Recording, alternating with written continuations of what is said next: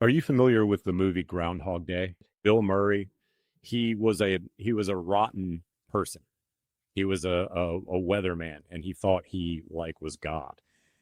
Very, very good, fun comedy movie.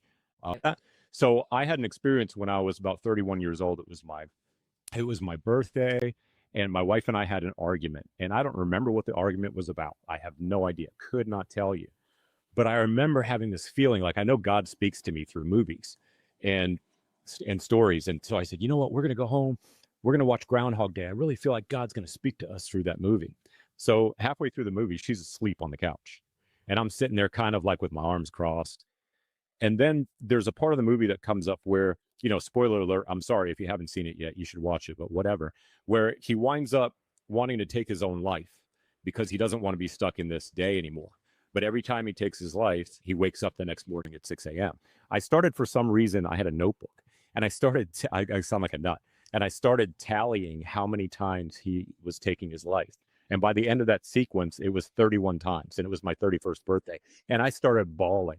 I was like, I'm stuck in Groundhog Day. What do I do? Well, even after that experience, I felt like that over and over again. And I think that those times when we hear the voice of God and we're afraid, or, whatever it is, we logically feel like, we don't have the money to do this, or I don't have the skill to do this, or I don't have the people to do this, or whatever it is, whatever the excuse is, he gives us another chance, but we wind up going around the mountain and going around the mountain. And then we are again.